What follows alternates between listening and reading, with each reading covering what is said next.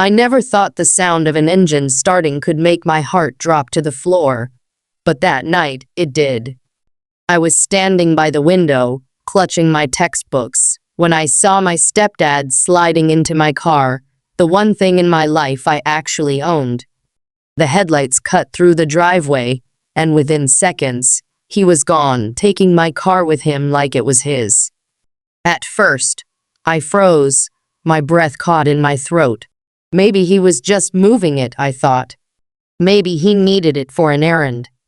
But deep down, I knew better.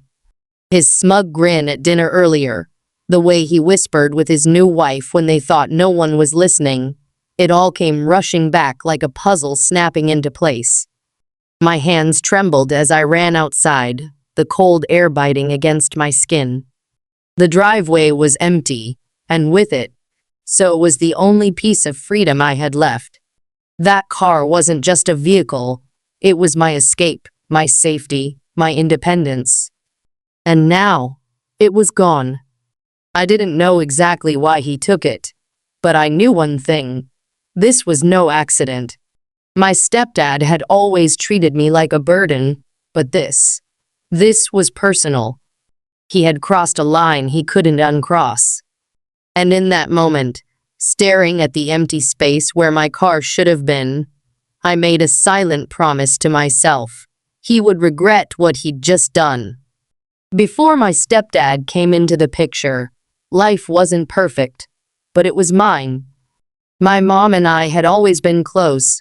We leaned on each other through the hard times, laughed through the small joys, and dreamed about a future that felt brighter than the past we'd endured. That car, the one he stole, wasn't just handed to me. I worked for it. I spent 2 summers bagging groceries, babysitting neighbors' kids, and tutoring classmates who swore math was a foreign language.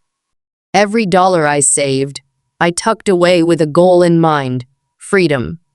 When I finally bought it, that used little sedan meant more than transportation. It was proof that I could stand on my own 2 feet, that I could build something for myself without anyone's help. My mom was so proud. She even cried the first time I drove us to her favorite diner. For a while, it felt like things were finally falling into place. But then my stepdad entered our lives. He came with a smooth voice, expensive cologne, and promises he never planned to keep. My mom was swept off her feet, desperate for stability after years of struggling. At first, I tried to trust him, to give him the benefit of the doubt. But he looked at me like I was competition, not family. And when he remarried just months after divorcing his first wife, things changed. His attention wasn't on me or my mom anymore. It was all about showing off to his new bride. It's strange how quickly a house can stop feeling like a home. I used to come back from school, toss my backpack on the couch, and hear my mom humming in the kitchen. But ever since my stepdad moved in with his new wife, the warmth in our house disappeared. Every corner felt heavy, like I was intruding in a place I once belonged. My mom, caught in the middle, tried to keep the peace. She told me to ignore him, to be patient. But how could I? Every day, he chipped away at me with little digs and cruel jokes, mocking the clothes I wore, rolling his eyes when I spoke, pretending like my existence was some kind of inconvenience. His new wife, always clinging to his arm, laughed at every insult like I was the punchline to their private comedy. I kept telling myself I could endure it, that I just needed to finish school, save money, and one day leave for good. My car was the symbol of that plan. It gave me the ability to drive to work, to breathe outside those suffocating walls, to imagine a life where I wasn't constantly under his shadow. So when I saw that car disappear from the driveway, it wasn't just metal and wheels being taken from me. It was hope. It was my future. And sitting there in silence that night, I couldn't stop the tears.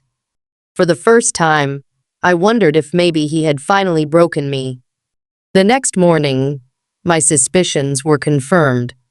My stepdad walked into the kitchen, whistling like nothing had happened, flashing his shiny new watch as if daring me to ask where my car went. My mom looked confused when I blurted out the question, but he didn't even flinch. He just smirked and said, "Oh, that old thing? I sold it. It was time you stopped pretending you were an adult. You don't need a car. You need discipline." My heart nearly stopped. Sold it. My hands shook as I demanded to know why.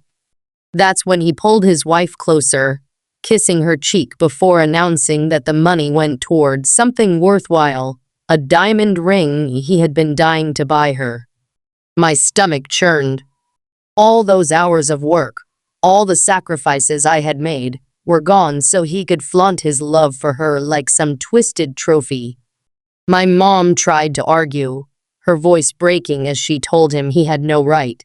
But he shut her down instantly, his tone cold and final. "What's mine is mine. What's hers is mine. And what's yours? Well, that's mine too." That was the moment I realized the truth. He didn't just want control. He wanted to erase me. Taking my car wasn't about money. It was about power.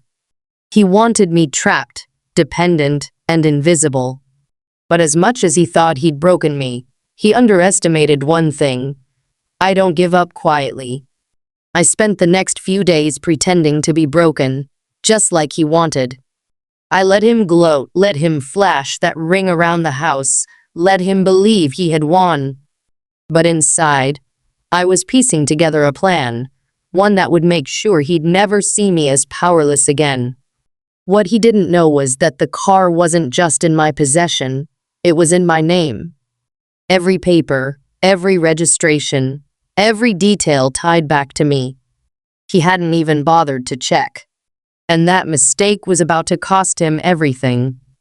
I started digging, quietly asking around about how he sold it. Turns out, he'd pawned it off cheap to one of his so-called friends, someone who didn't ask questions as long as the cash was quick. My heart raced because legally, the car was still mine, which meant he hadn't just stolen from me, he'd committed fraud. With documents in hand, I went straight to the buyer. At first, he tried to laugh me off, but when I showed proof of ownership, his smile disappeared. He returned the car, knowing it wasn't worth a lawsuit. And I made sure to take pictures, him handing over the keys, me standing beside my car once again. The next step was my favorite. I walked back into that house, tossed the keys on the table, and watched my stepdad's face drain of color. He stammered, asking how, begging for an explanation. For once, he was the one left speechless. The silence in the kitchen that night was sweeter than any music. My stepdad's smug confidence had cracked, and in its place was panic. He tried to argue, to spin the story, but this time my mom didn't stay quiet. She saw the proof, saw the papers in my name, saw the way he had lied, not just to me, but to her too. For years, she had let him push us around, but now, with undeniable evidence, her voice shook with a strength I hadn't heard in so long. "Get out," she told him. Simple. Final. He laughed at first, like it was a joke, but when she stood her ground, pointing to the door, the reality hit him. His new wife stormed out behind him, clutching that ring like it was worth more than dignity. And just like that, the house felt lighter, as if a storm had finally passed. When I slid behind the wheel of my car again, I gripped the steering wheel with tears in my eyes. It wasn't just about winning. It was about proving that he couldn't take my future, no matter how hard he tried. My mom hugged me before I left, whispering how proud she was, how sorry she felt for letting it go so far. Driving away that night, headlights cutting through the darkness, I realized I wasn't just reclaiming my car. I was reclaiming myself, my freedom, my strength, my voice. And this time, no one would ever take that away again.